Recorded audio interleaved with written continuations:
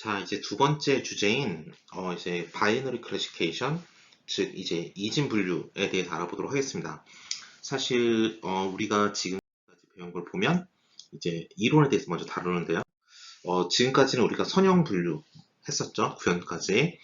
이제는 이제 그걸 응용해서 이제 분류기를 만들 겁니다. 자, 이번 시간에 해볼 것은 이제 처음에 해당하는 pass, fail, true, false, 합격, 불합격 같은 0과 1의 의사결정을 하는 이제 바이너리 클래시피케이션이라는 것에 대해서 알아보려고 합니다. 사실 이것은 굉장히 쉬워 보이지만 그럼에도 불구하고 굉장히 중요한 거예요. 이거가 굉장히 각각 사회에서도 굉장히 많이 쓰이고 응용 분야도 굉장히 넓고요. 다방면으로 굉장히 활발하게 사용되는 알고리즘입니다. 한번 보실까요? 여러분이 지금 현재 이메일 박스에 있다고 할게요. 그 이메일 박스에 이제 이메일이 옵니다.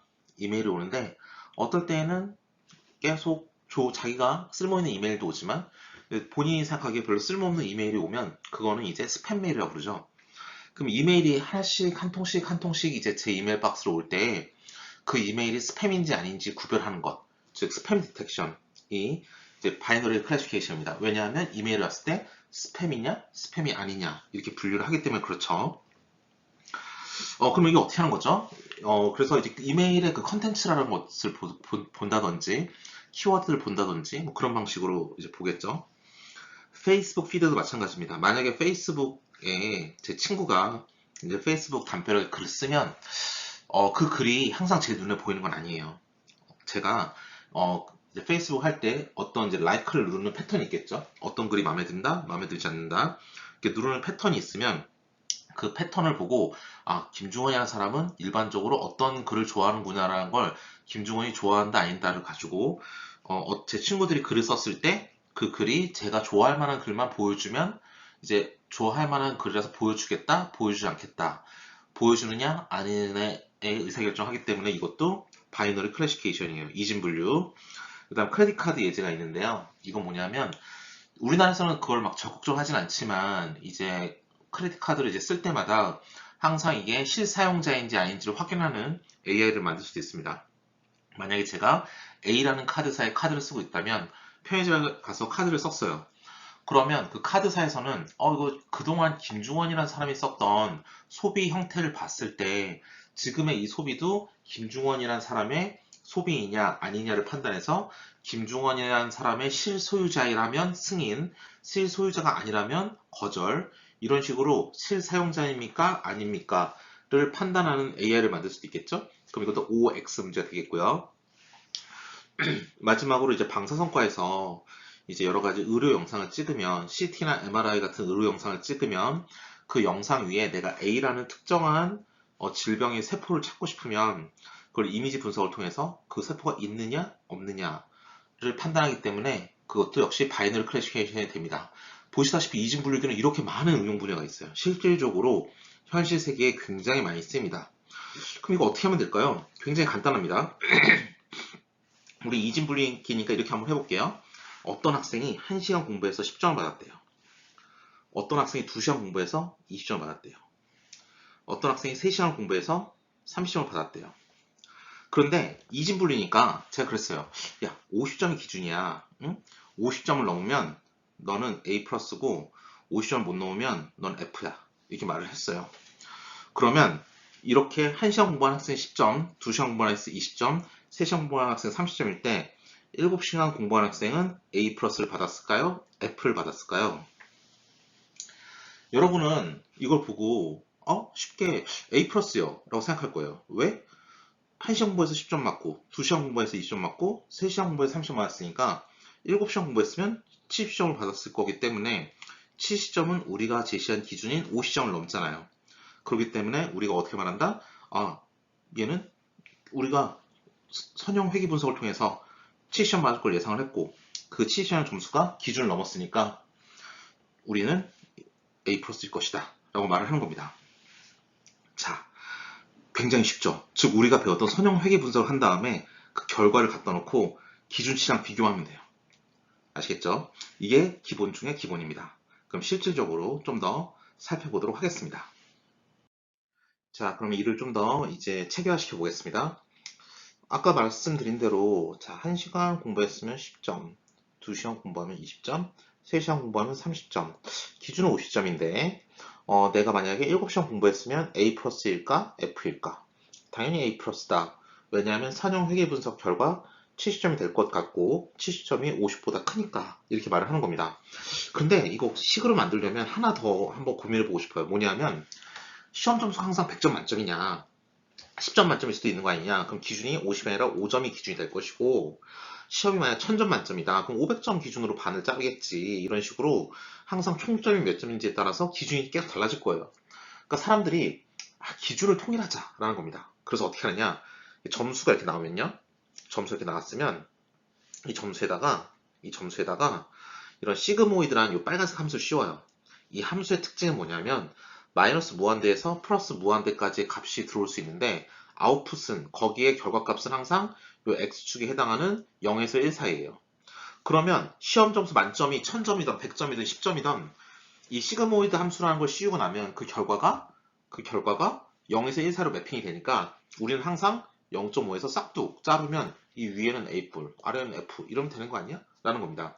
즉 바이너리 클래시피케이션 이런 거예요. 일단 선형 회귀 분석을 합니다. 그 다음에 시그모이드라고 부르는 이 빨간색 함수를 씌워요. 그래서 그러면 결과값이 만점이 몇 점인지 중구난방이긴 하겠지만 0과 1 사이로 매핑을 시킬 수 있으니까 0.5를 기준으로 잘라주면 우리가 0.5를 기준으로 아래면 F, 위면 A뿔 이렇게 만들 수 있다는 거죠.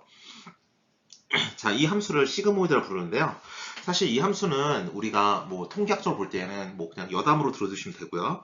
통계학적으로 볼 때는 표준 정규표를 누적 함수로 만든 거예요. 그래서 자연의 로그 라지 넘버, 샘플이 엄청나게 많을 때 보이는 자연에서 보이는 표준적인 정규적인 현상을 가장 잘 표현한 것이다. 뭐 그렇게 말을 합니다. 그렇게만 알아두시면 되고요. 우리한테 중요한 건 0과 1 사이로 매핑한다는 거고요.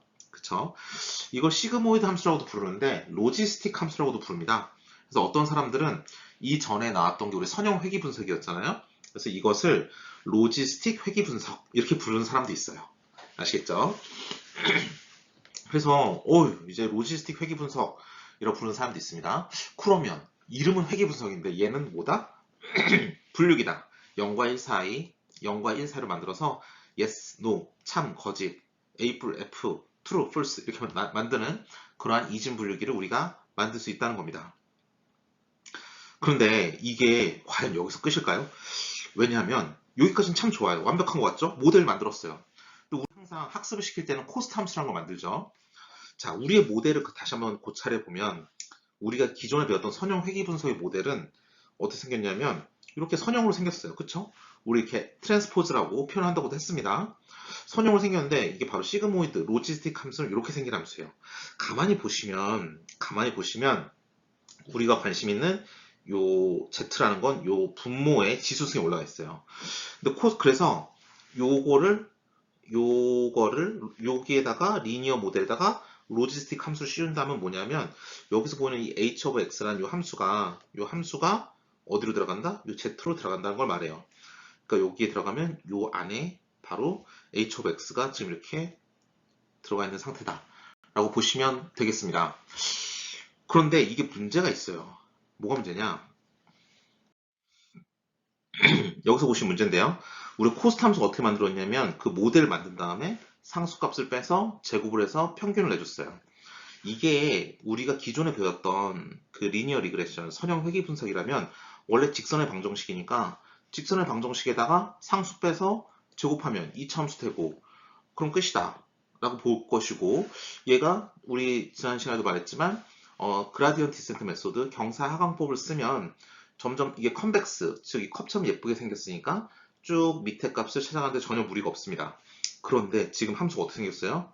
x가 여기 있죠. x가 분모에 있다 못해 지수승 위에 올라가 있어요. 여기다가 상수값 y 빼서 제곱을 한 다음에 평균을 내줘? 그럼 이게 과연 컵처럼 예쁘게 생겼을까요? 우리의 x 변수가 분모에 있다 못해 이렇게 지수승까지 올라가 있는데 당연히 아니겠죠. 이거 볼록볼록 이렇게 생겼습니다. 그렇기 때문에 이거 아까처럼 그라디언트 디센트를 못 써요. 그러면 이거 제일 밑에 이 값을 찾아갈 수가 없잖아요. 그래서 사람들이 어떻게 생각했냐면 야, 그라디언트 디센트를 못 찾으니까 이거 못 쓰는 거 아니냐. 이런 문제에 봉착을 합니다. 자, 다시 한번 말씀을 드리면, 자, 정리하겠습니다. 우리는 모델을 만든 다음에 선형 회귀 분석과 똑같이 만든 다음에 거기다 시그모이드를 씌워서 그러면 0과 1 사이 값이 나오니까 0.5를 기준으로 자르면 된다. 그래서 0.5 아래면 0, 그 위면 1 이렇게 만들어주면 이진 분류가 된다 라고 우리는 배웠어요. 딱 좋은데 그럼 코스트 함수도 만들어야 될 거 아니에요. 코스트 함수 옛날처럼 이렇게 직선을 방정시키면 상수 빼고 제곱하면 컵처럼 예쁘게 생겼으니까 그라디언트 디센트 쓰는데 전혀 문제가 없다. 전혀 문제가 없다. 그런데 이거는 지금 보아하니 분모의 x가 있잖아요. 근데 분모의 x가 있는 것도 모자라서 이 지수승 위에 올라가 있으니까 이 전체 이 모델에다가 상수 빼서 제곱까지 해주고 평균까지 내주면 이게 컵처럼 예쁘게 생길 리가 만무하죠. x가 분모에 있는데 게다가 지수에 있는데 그러니까 얘는 이 그라디언트 디센트 못 쓰는데 어떡하지? 그래서 코스트 함수를 이렇게 만들면 안 되지 않나. 그래서 새로운 코스트 함수가 필요하지 않나 라는 게 지금까지 우리의 고민입니다. 그러면 어떻게 새로운 코스트 함수를 만들까를 고민해서 우리가 이 바이너리 클래시피케이션에 맞는 이진 분류에 맞는 코스트 함수를 새로 정의해 주게 되겠습니다. 자, 다음과 같은데요. 사실 이제 보면 알겠지만 코스트 함수 하나하나의 텀을 보면 이제 로그가 씌워져 있네요. 로그. 이게 왜 로그가 있을까 생각을 해보면 아까도 봤지만 뭐 지수승이 있고 뭐 여기서 막 여기 올라가 있지 않습니까? 1 이렇게 해가지고 로그를 씌워주면 이게 전체 2에 마이너스 1승이 돼서 마이너스 앞으로 튀어나오고 이 2 위에 있는 위에 것도 앞으로 나올 수 있으니까 뭔가 선형으로 이렇게 매핑이 가능해져요. 즉 우리가 익스포넨셜이라는 것 위에 뭔가 x가 있고 거기에다가 뭐 분의 1이 돼 있으니까 분의 1이라는 것도 마이너스 1승이니까 여기 로그를 씌워주면 마이너스 1도 앞으로 나오고 x도 앞으로 나오고 하기 때문에 우리가 이거를 선적으로 만들어줄 수 있어서 그라디언트 디센트 메소드를 쓰기가 편하다 라고 보여집니다. 따라서 이렇게 지수승이 있는 거는 이렇게 로그가 들어가 있는 함수로 만들어서 사용하는 게 좋다라는 걸 우리는 여기서 확인하고 넘어갈 수 있습니다. 그래서 다음과 같이 위에처럼 만들었어요. 자, 이 위에 있는 식이 맞는지는 이제 밑에 있는 이제 표를 통해서 한번 알아보도록 하겠습니다. 우리 한번 카드 예제로 한번 이해를 해볼까요? 자, 카드 예제를 한번 해볼게요. A, B, C, D 이 네 가지 경우가 있을 수 있는데요. 자, 김중원이 이 H of X라는 건 이제 우리의 AI 모델이죠. 우리가 만든 모델. Y는 항상 실제였어요. 실제. 자, 0은 실사용자예요. 즉 김중원이라는 사람이 자기 카드 그냥 쓰는 거예요. 즉 사건이 발생하면 1 되는 건데 사건이 발생하지 않았다는 건 김중원이 김중원 카드를 잘 쓰고 있다는 소리겠죠. 자, 그럼 이게 만약에 1이 된다는 건 뭘 의미하는 거죠? 도둑 맞아서 다른 사람이 쓰고 있는 거예요. 타인. 타인이 제 카드를 쓰고 있는 겁니다. 이거 별로 좋지 않은 경우죠. 그럼 우리 첫 번째 A라는 경우를 볼까요? 이 A라는 경우를 보시면 이 경우는 실제로는 내가 썼고 실사용자가 썼고 AI가 판단하기에도 맞아 이거 실제 사용자가 쓴 거 맞네 라고 판단했어요. 판단이 정확하게 맞았죠. 코스트가 그래서 발생하면 안 돼요. 코스트는 실제 값과 모델 값의 차이잖아요. 얼마만큼 우리가 차이가 나느냐를 나타내는 거기 때문에 코스트는 작을수록 좋아요. 근데 얘는 지금 정확하게 알아맞혔으니까 당연히 0이 돼야 될 것 같아요. 한번 볼까요? 위에 거를 보고 이 식이 맞는지를 보겠습니다. y가 0이면 밑에 걸 쓰고 y가 1이면 위에 걸 쓰래요. 0이니까 밑에 걸 쓰고 싶네요. 0을 넣어보면 h가 현재 0이죠. 0이에요. 1 빼기 0은 1. 로그 1은 얼마일까요? 밑에 식을 보시면 로그 1은 항상 0이에요. 그래서 0이 됩니다. 마이너스 붙여봤자 마이너스 0은 0이니까 코스트는 그대로 0이다 라고 말합니다. 그렇네. 자, 그래서 A는 이게 맞는 것 같아요. 이 식이. 자, 그럼 B를 볼게요. 자, 실제는 1이래요. 뭐냐? 실제 사건이 발생했어요. 실사용자가 아니라 타인이 지금 누군가가 그 사람 카드를 쓰고 있는 거예요. 도둑질을 해서. 근데 AI는 뭐라고 생각했어요? 0이래요. 어라? AI가 지금 틀리게 판단을 했습니다. AI는 근데 도둑이 다른 사람이 내 카드를 쓰고 있는데 AI는 실제 사용자가 쓰는 줄 알고 그냥 카드를 승인을 해버린 거예요. 자, 그러면 이건 틀렸죠, AI가? 그러면 코스트가 발생해야겠죠? 보겠습니다. y가 1이기 때문에 이 위에 있는 식을 봐야겠네요. 그쵸? h가 0이래요. 그렇기 때문에 이게 0이 들어가니까 로그 0은 얼마? 마이너스 무한대. 근데 여기 앞에 마이너스가 붙었으니까 플러스 무한대. 그래서 코스트는 무한대가 됩니다. 코스트 무한대로 발생을 해버렸어요. 그쵸? 자, C 세 번째 경우를 볼게요. 얘는 실제로는 제가 제 카드를 쓴 게 맞아요. 근데 카드를 딱 긁었더니 AI가 이거 실사용자 아닌 것 같은데? 하고 카드를 막아버렸어요. 카드가 결제가 안 돼. 그 상황입니다. 즉 얘 역시 AI가 실상과 다르게 판단을 하게 된 것이죠. Y가 0이기 때문에 우리는 이제 밑에 식을 볼 거예요. 근데 H가 얼마? 1이래요. 그렇기 때문에 이게 1이 됐어요. 1 빼기 1은 얼마? 0. 로그 0은 얼마? 마이너스 무한대. 거기 마이너스 붙었으니까 플러스 무한대. 그래서 무한대의 코스트가 발생했다라고 보시면 되겠습니다. 여기까지 맞았는데 마지막 경우 봅시다. 실제로도 내가 쓴 게 아니고 AI도 실사용자가 아니라고 판단해서 제대로 판단했어요. 두 개 같은 거죠. 실제와 AI가 같은 거죠. 봤더니 Y가 1이니까 위의 식을 보고 H도 1이라니까 로그 안에 1이 들어가요. 로그 1은 얼마? 0. 로그 1은 0. 따라서 마이너스 0은 0. 그래서 코스트는 0. 두 개 같으니까 코스트가 발생하면 안 되니까 0이 되는 거죠. 따라서 이 위의 식은 우리가 가진 조건에 정확하게 부합한다라고 알 수 있습니다. 여기까지 참 좋은데 사실 하나만 더 보자면 요 네 가지 경우에 왜 다른 경우가 있나요? 01, 01이기 때문에 요 네 개의 조합 외에는 다른 경우가 있을 수 없어요. 그러니까 모든 경우에 대해서 이 위의 식이 참 잘 통하는 좋은 식이다 라는 걸 우리는 알 수 있습니다. 하지만 여기 한 가지 아쉬운 점이 있어요. 뭐냐 하면 뭐가 아쉽냐? 조건문을 만들어줘야 되잖아요. 그쵸? 아까 코스트 함수처럼 hx에다가 y 빼서 제곱하고 평균 내주면 참 좋겠는데 지금 요게 안 통해요. 이게 한 줄로 딱 못 만들고 조건문을 만들어야 돼요. 야, y가 0일 때는 밑에 거 써주세요. 1일 때는 위에 거 써주세요. 이렇게 조건문을 만들어야 되잖아요. 이거는 조금 그렇죠. 그래서 이거 좀 예쁘게 조건문을 안 만들 수 없나? 라는 게 이제 우리의 포인트가 되겠습니다. 자, 보시면 다음과 같아요. 제가 알아보기 쉽게 지금 색칠을 해놨는데요. 위에서 보시는 것은 빨간색, Y가 1일 때 빨간색, Y가 0일 때는 녹색이에요. 그럼 요 하나에 우리가 한 번 카드를 긁었을 때 나오는 그 샘플을 좀 이렇게 표현을 한 건데요. 이거를 한 줄로 표현을 해야 아까처럼 이제 프로그래밍 할 때 편하겠죠. 조건문 안 만들어도 되니까. 자, 녹색 앞에는 요걸 붙여주고 빨간색 앞에는 요걸 Y를 붙여줘요. 그러면 Y가 1이라고 합시다. Y가 1이면 여기 1 들어가고 1 들어가니까 1 빼기 1이니까 0이죠. 녹색 앞에 0이 곱해졌네요. 통째로 다 날아가고 요것만 남습니다. 우리가 원하는 결과만 남네요. 요거랑 똑같은 게 남죠? 그쵸? 그럼 반대로 Y가 한번 0이라고 해볼까요? 그 Y가 0이라고 해봅시다. 그러면 여기 0 들어가고 0 들어가죠? 그럼 빨간색 앞에 0이 곱해졌으니까 앞에 게 통째로 날아가고 뒤에 것만 남아요. 마이너스 1 빼기 0이니까 이건 1이니까 없는 거랑 마찬가지고 마이너스에 녹색만 남죠? 그래서 Y가 0일 때에는 마이너스에 녹색만 남습니다. 그래서 얘는 이 하나는 바로 이 조건문을 안 만들어도 되게 하나로 이렇게 뭉쳐 놓은 거예요. 아시겠죠?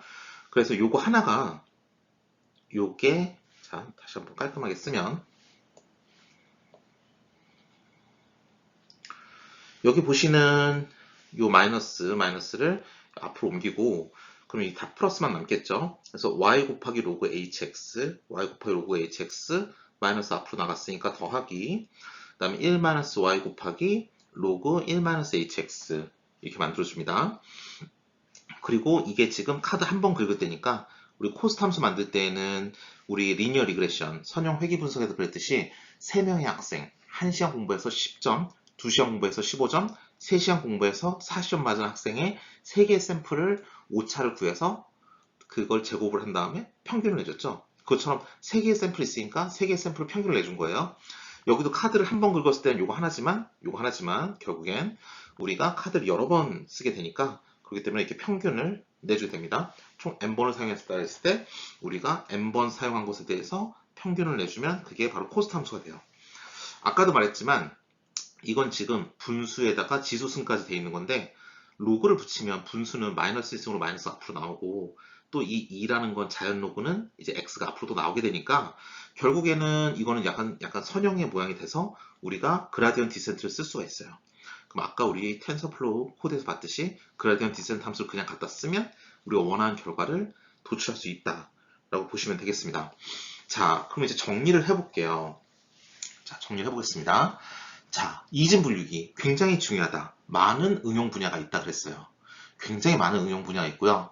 아까도 말했듯이 우리가 OX 문제, 즉 우리가 카드를 긁었을 때 이게 실제 사용자냐 아니냐, 방사선과에서 어떠한 엑스레이나 MRI를 찍었을 때 우리가 찾는 이미지가 있느냐 없느냐, 아니면 우리가 시험에 합격했느냐 불합격했느냐, 이런 거 다 바이너리 클래시피케이션이에요. 또 스팸 메일이냐 스팸 메일이 아니냐, 이런 것도 마찬가지고요. 페이스북 피드를 나한테 보여주느냐 보여주지 않느냐, 이것도 바이너리 클래시피케이션이고, 엄청나게 많은 예제가 있습니다. 자, 그 엄청나게 많은 예제를 푸는데 요게 굉장히 간단해요. 처음에 우리가 리니어 리그레이션을 배웠던 건 경향성을 판단하는 거죠. 이것도 마찬가지예요. 경향성을 판단을 한 다음에 거기에 시그모이드라는 함수만 딱 씌워주면 그 결과값이 0과 1 사이로 매핑이 되니까 거기서 0.5를 기준으로 싹둑 잘라만 주면 된다라는 겁니다.